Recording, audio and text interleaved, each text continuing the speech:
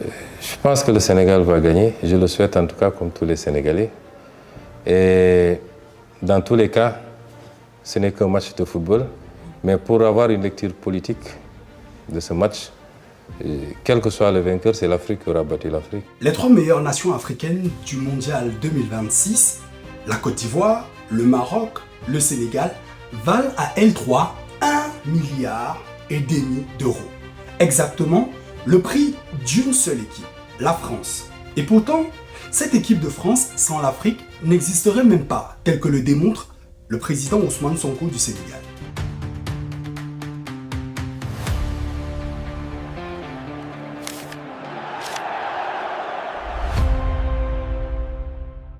Laissez-moi vous le démontrer, chiffres à l'appui. Pour la première fois de l'histoire, 10 nations africaines disputent une Coupe du Monde, un record absolu.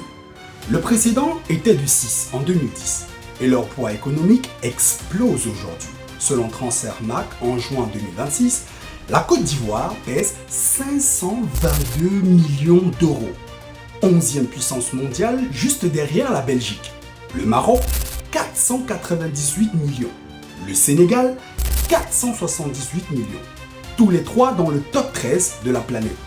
Et ensemble, les sélections africaines cumulent 2,4 milliards d'euros. Mais voici la vérité que les chiffres bruts dissimulent. Celle qu'Ousmane Sonko essaye de relever dans son propos. Ce n'est pas une question, mais c'est une réflexion de la relation entre la France et l'Afrique. Rien qu'à voir la configuration de l'équipe nationale française nous ramène à comprendre où se trouve le besoin en réalité. Et le message que je lance toujours aux Africains, c'est que si on sait connaître notre valeur et l'assumer, nous avons la ressource naturelle, nous avons la ressource humaine avec une démographie assez galopante, une population essentiellement jeune. Nous avons le positionnement. D'où vient la valeur de la France? Première puissance mondiale au classement des valeurs marchandes avec 1,52 milliard. Mbappé, Tchouaméni, Saliba, origine camerounaise. Dembélé, Konaté, Kanté, origine malienne. Le Bénin pour Koundé, la Guinée-Bissau pour Upamecano. La machine à 1 milliard du football français est pour une large part du talent africain sous un autre drapeau. L'Afrique ne manque pas de talent. L'Afrique perd ses talents. Mais le vent tourne et c'est mesurable. En République démocratique du Congo, 20 des 26 joueurs sont nés hors du continent. Au Maroc, la moitié de l'effectif est né en Europe. Et même le sélectionneur binational est né en Belgique. Iñaki Williams, formé en Espagne, ancien international espagnol, a choisi de porter le maillot du Ghana, tout comme Deladoué en Côte d'Ivoire. La diaspora revient.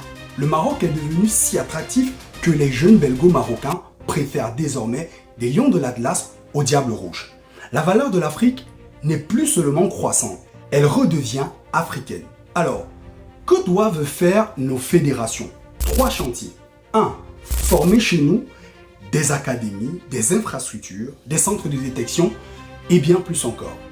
Investir dans la jeunesse africaine au lieu de regarder celle-ci partir. 2. Conquérir la diaspora. Des cellules de recrutement en Europe, une naturalisation beaucoup plus fluide, un projet sportif crédible et surtout aller chercher les nôtres avant les autres. 3. Bâtir une marque, faire du maillot national un objet de fierté et de souveraineté. Jamais un second choix, car la question n'est plus de savoir si l'Afrique a de la valeur. La vraie question est pour qui roule-t-elle?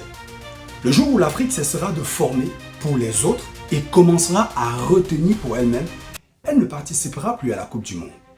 Elle la gagnera. Si nous savons reconnaître notre propre valeur, je pense que l'échelle des besoins ne se situe pas là où on pense.